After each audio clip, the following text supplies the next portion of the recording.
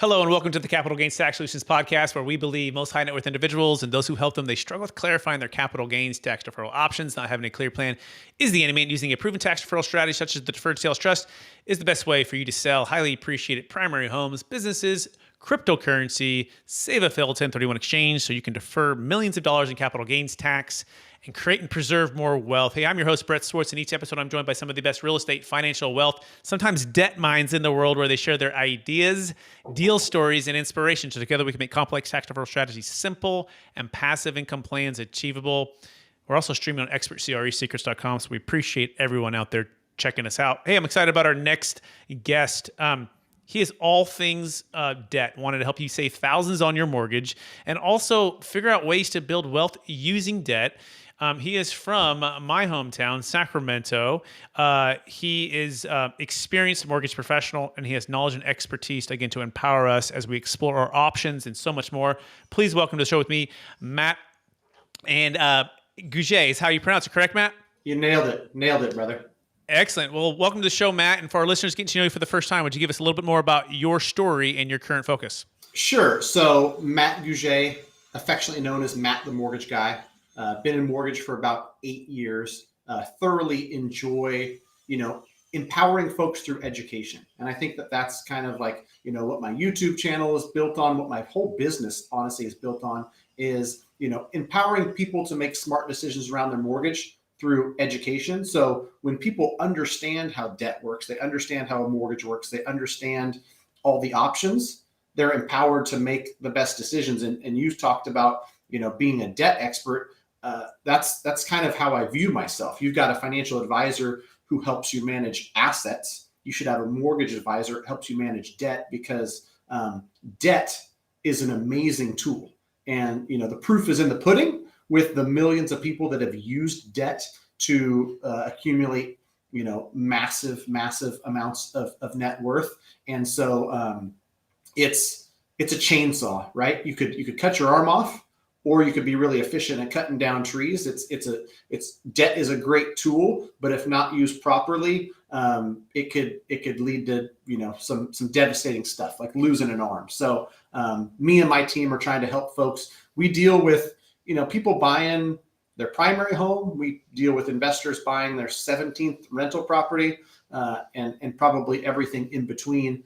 And most of it boils down to, like you said, helping them have a clear understanding on how to manage their debt in a responsible way. Because we're probably both old enough that 2008 isn't that far away, right? There were some people that were over leveraged, setting themselves up in a bad way. And that's the negative example of debt. And then you've got, the people that have absolutely flourished over the last 18 months, leveraging debt in the correct way and watching assets appreciate, versus inflation.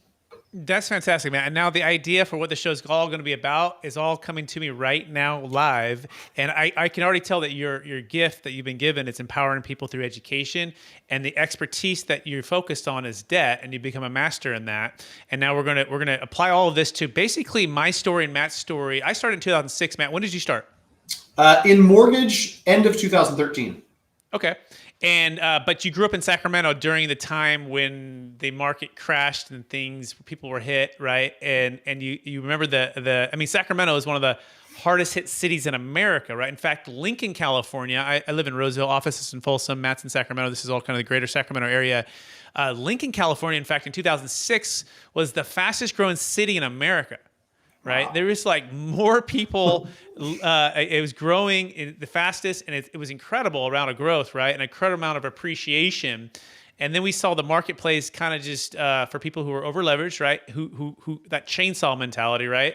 Got caught either with too many rentals or too much debt or lost their jobs. It was a tough time. They were hurt by it. But then the flip side of this, the last 5 or 6, 7 years, people have made fortunes, right? Fortunes and fortunes and fortunes using debt in a proper aspect. So what's the number one secret, Matt, when it comes to making sure that debt is your friend and maybe not your enemy? Right. I mean, I think people have to do it in a responsible way. And so, a lot of folks will get into real estate investing, which is kind of, my lane, and they'll want to post one comment on one piece of content on social media. Should I buy in this market? And like, that's the extent of their research, right? Versus, actually doing the work and figuring out, what a good investment looks like, not just in general, but for them and their goals, and then tailoring the debt to match that. And a couple examples I'll use for people is, somebody who's trying to build long-term wealth and doesn't need cash flow. They've got a steady job. They plan to work for the next 10, 15, 20 years. That's a different type of investor and a different type of strategy than somebody who says, I'm trying to retire 4 years from now. I want to build, a rental portfolio that spits off at least $4,500 a month so I can have my bills paid and not have to worry about working. Those are two different, debt structures, two different, types of investments. And so everybody has to look at it differently. And that's why, it's not a one size fits all. And just like an investment strategy, you don't have an investment advisor saying, here's my one strategy, everybody use it, you're going to be rich. You have investment advisors saying, come to me, I'll look at you and your goals and your situation and tailor a plan that's fit for you. The same thing happens on the debt side. Somebody comes to me and, a lot of times we're trying to structure a loan for this purchase of a rental property, but to really do it right, I want to know what your future plans are.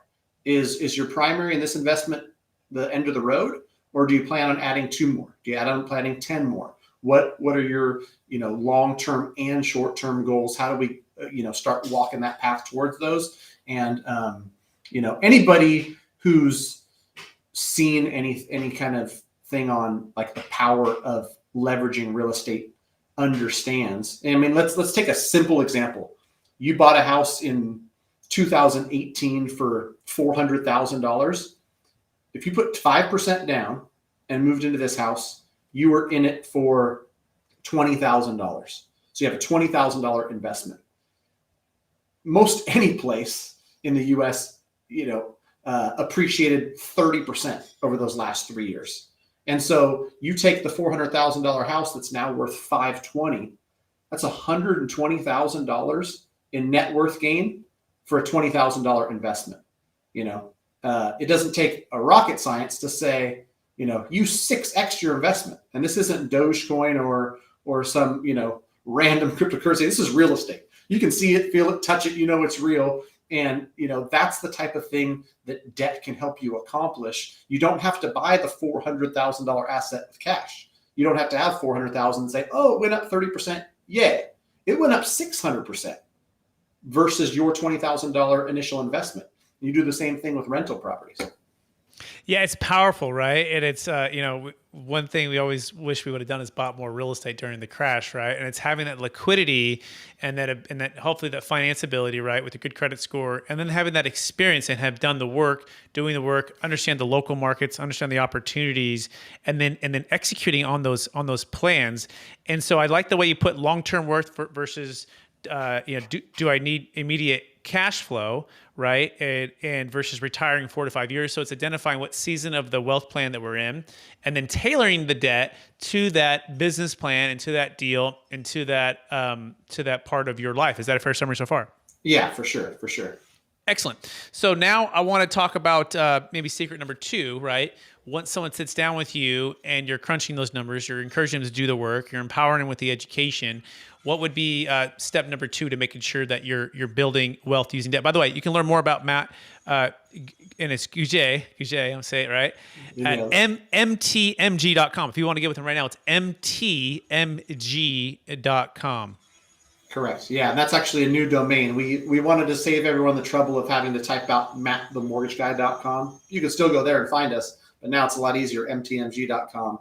I did that for the people. I spent the money that you got to spend to get a 4-digit domain, but it'll all be worth it if I save the next million people 22 seconds each. So love that. I might have lost my train of thought there. The next step is the next step. Someone sit down with you, right, and they say, "Hey, look, I've identified this property. This is my goals. Here I'm at. What's the next step to making sure that you're tailoring the debt and helping them tailor their debt to the right fit?" Right. On the stuff that I deal in and day out, which is 1 to 4 unit, residential real estate, you're going to have different options, 20% down, 25% down. I mentioned 5% down earlier because if it's a primary that your home that you're living in, you're going to be able to put less down. But if you're buying it as an investment, you usually got to put 20 or 25% down. And that's, where we start to ask the questions, is this the only one you're buying? Is there more in the future? Because you'll get better terms putting 25% down. But if you're trying to preserve capital and deploy it on the next investment, you might only put 20 so that you can save that extra 5% and get you that much closer to the next investment property. So it's those types of questions that are, steps 3, 4, and 5. And what you're looking to do on those steps is going to help me determine a plan for step 2. Once we've determined that plan, then it's, are we paying points? Are we not paying points? Are you going to hold on to this mortgage for the long term? Some people are getting debt and they know that they're going to flip a house or sell a house. And in that case, we're structuring the loan where we want a little as cost possible baked into the loan because you're selling, versus somebody who says, I'm a buy and hold investor. I'm going to hold this thing forever. I'm going to pass it down to my kids. Then you can look at, maybe buying the rate down by a quarter makes sense because you're going to save $52 a month for the next 30 years. Got it. So I think what I'm gleaning from here is if you don't have an expert like Matt who's helping you make wise decisions with your debt, with refinance, with purchase, anywhere from 1 to 4 units, right? You've got to build your dream team, and that includes a financial advisor, commercial real estate broker, a rock star realtor, right? For us, it's partnering and finding strategic alliances with commercial real estate syndications. Of course, the tax team, we want to be a part of that, helping you to defer capital gains tax. All of those things together, I liken us, Matt, to these guys with Roman legions, right? They have the shields, right? And each of us have our shield and our specialty and the little carve out with our spear, right? And the client or even myself, like I want to build around me the dream team or the executive team to help me make great decisions, because when we stay in our lane and our focus and our expertise and our passion, we can do that. We can have the highest amount of impact versus not having that. And so any thoughts on building the dream team, Matt? Yeah. I mean, I think that you want to find somebody who does enough business to where them advising you, that they're not swayed by like, I need a deal to close. Right. I think that me and my team have always done a good job of that. And I've continued to lead that way and let my team know, we're going to advise people on what's best for them.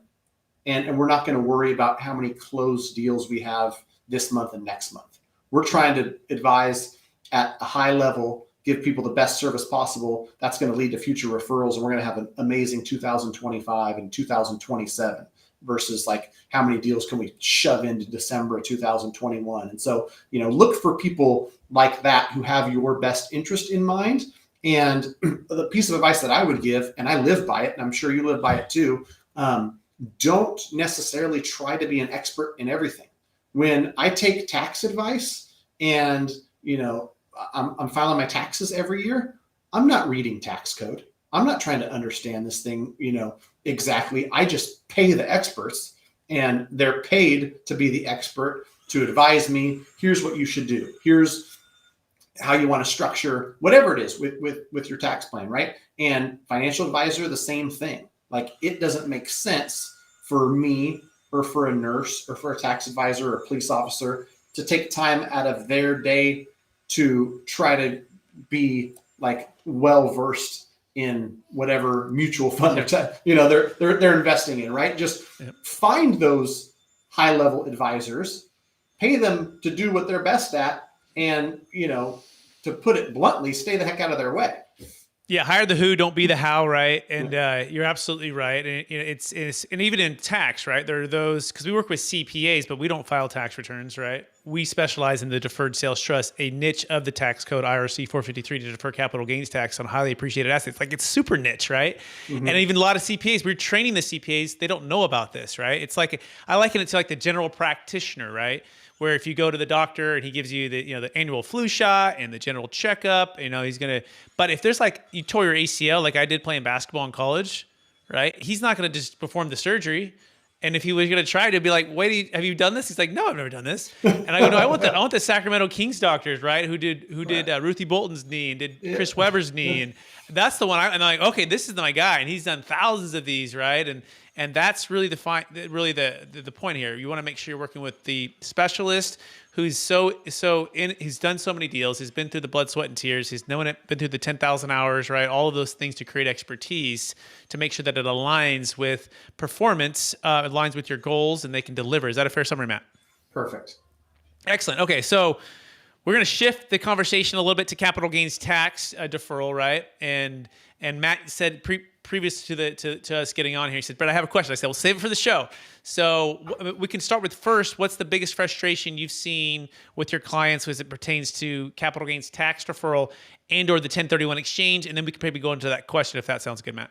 Sure. I mean, first, like with all this appreciation people are seeing, I'm seeing less frustration and more, excitement around it. Like, me and my wife can sell our primary, net 400,000 and pay no capital gains. That's amazing, right? And so, I'm seeing a lot more of people take advantage versus people being frustrated with parts of it. But the question I got, and I love it when I get a question that I don't know the answer to. And I do YouTube Live every Monday. I do a Q&A. And over 90 minutes, there's always something that I don't know. And I'll tell people I don't know, but I'll get the answer for you. So it's timely that this question was asked. And then, 2 days later, we're jumping on a podcast. If somebody is selling an investment property, I know the basics of a 1031, but I always defer to the experts, just like I preached. I know you can sell investment, and defer and buy a new investment. Can you sell a pure investment property and then go buy a second home?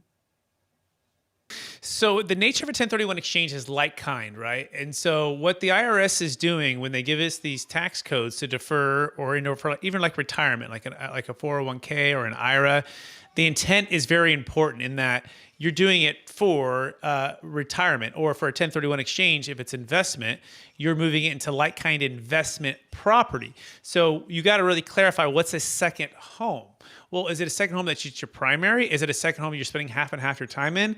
Is it a second home where you're doing Airbnb for the majority of the time and you happen to spend a couple weeks there during the year? But if you were to look at it like the IRS guy comes parachuting in and lands 365 days, and each day he's parachuting in, is it Matt just living there, and not renting it and spending, a big majority of his time?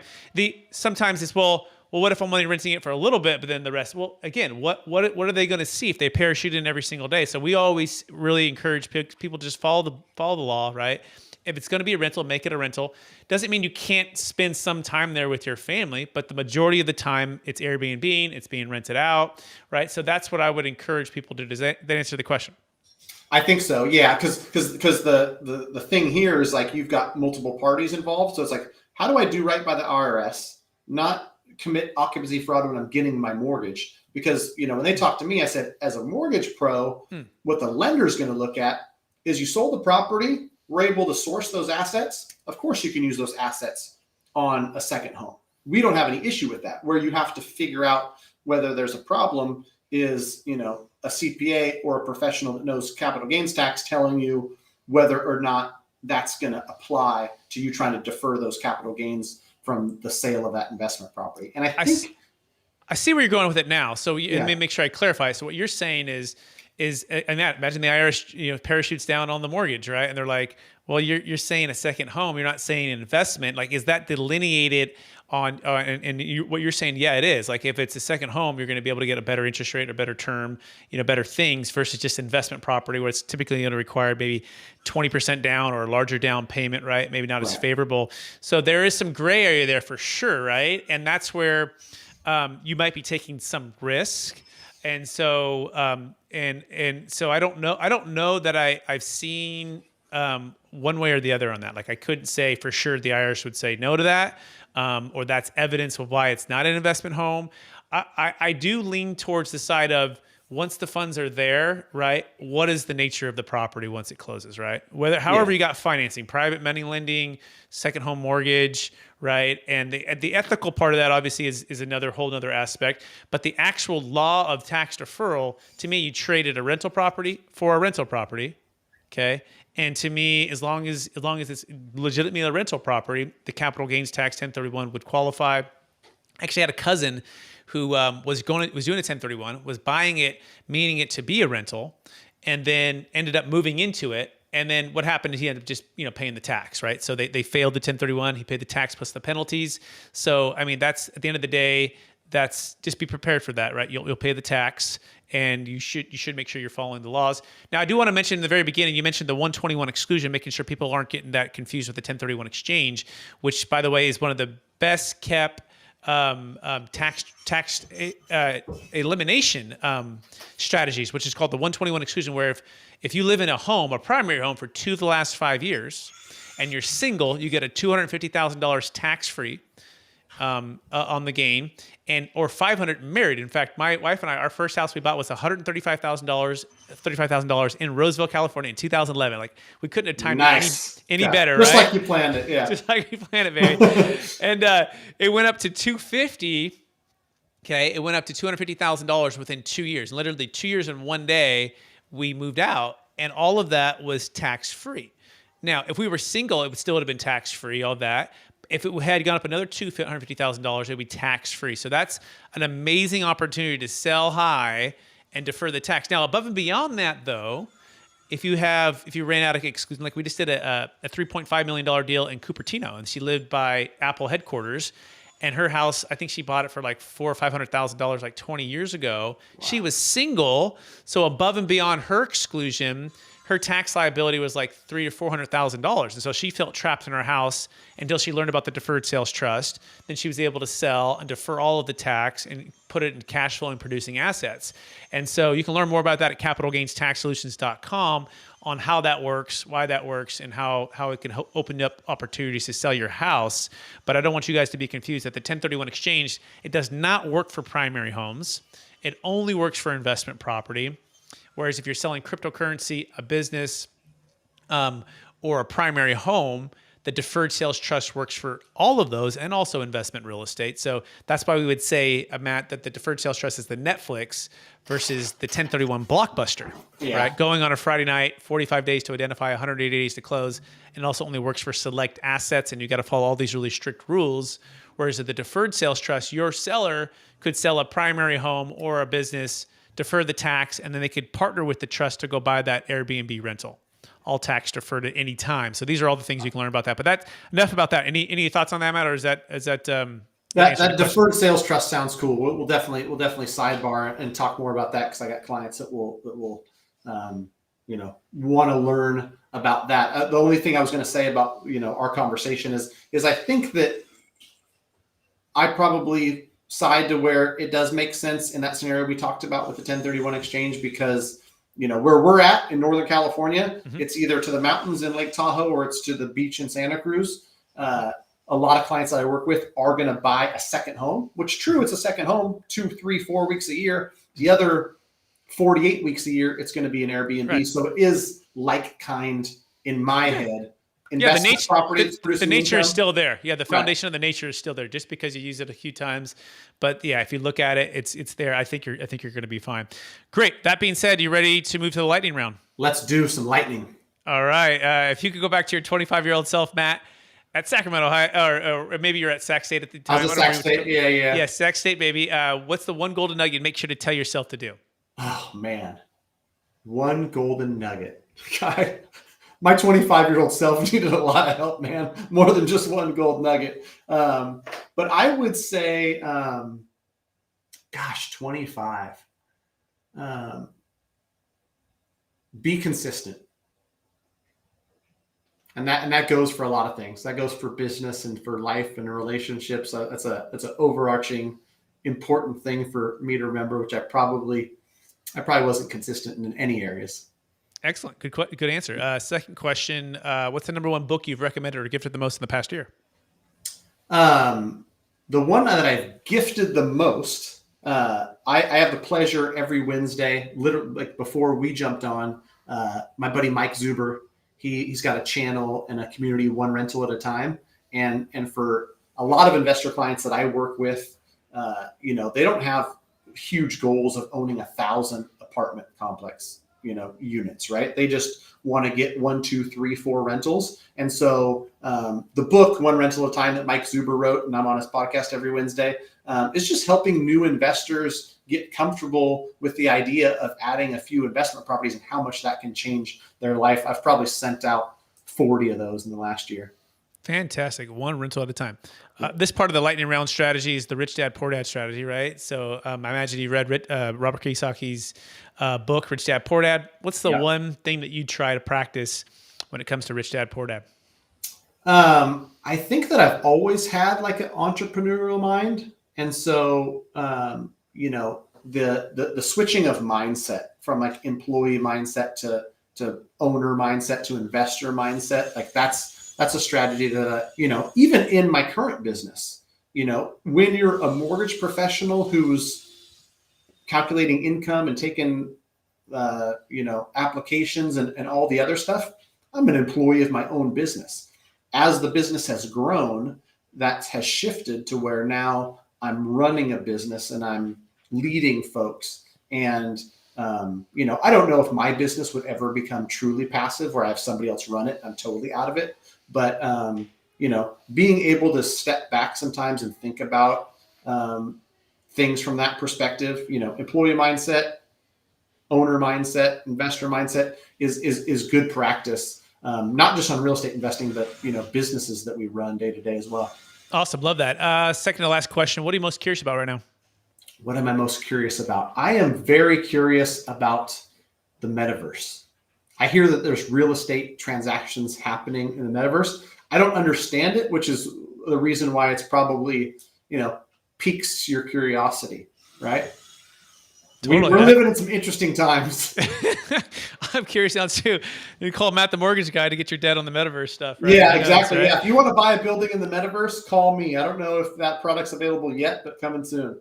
Fascinating. Last question, Matt. After all your success and all the people you've helped get mortgages and make great decisions with their debt plan and building wealth, how do you stay centered in your values, and how do you stay encouraged to charge forward to reach new heights? I mean, it never gets old to help somebody with the biggest financial decision of their life. I'm sure that there's some people making $10 million financial decisions, but for the vast, vast majority, your home and getting debt, getting a mortgage on the purchase of a home or refinancing a home is the biggest financial decision anyone will ever make. And, from somebody buying their first house to the person who refinances and saves $1,100 and is in tears because they thought that they were going to lose this house through divorce, like that stuff never gets old. And so for me and my team, we'll grow and we'll do hundreds of transactions, but at the heart of every single transaction, there's still people. And so that to me will never get old, serving and helping people, and like the feeling that you get from helping people. I love it. Matt, the mortgage guy, I want to thank you for being on the show, and that is inspirational for me. I want to encourage you to keep empowering people through education and helping them build their wealth with debt in a smart, responsible way, doing the work, and then you helping them to tailor the debt to their goals. For our listeners who want to get in touch with you, would you remind them one last time what's the best place for them to find you? Yeah, please head over to YouTube and subscribe to Matt the Mortgage Guy on YouTube. I'd love that. You can go to mtmg.com. There'll be a form there to fill out, or you can go to greatmortgagebroker.com. We've got an intake form there that's going to connect you with somebody no matter where you're at in the country. Tell us who you are, where you're at, where you're looking to do. Somebody on the staff will reach out to you. I try to make it easy. Greatmortgagebroker.com if you're looking for a great mortgage broker. If you're not looking for a great one, maybe somewhere else.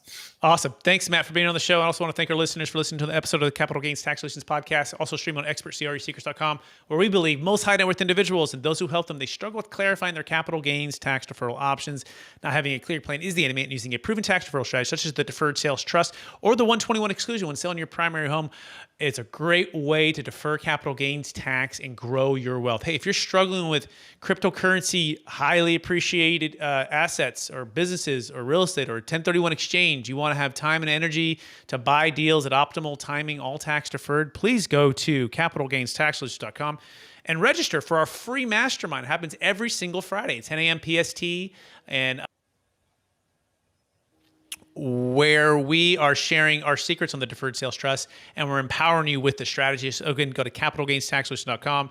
And if you have a deal that's live right now, closing in the next 30 to 60 days, $1 million net proceeds, $1 million gain, at least is the minimum. You can go to capitalgainstaxsolutions.com and register for a free consultation with myself or one of my team members. Thank you for watching or listening to this episode. Please rate, review, subscribe, and we look forward to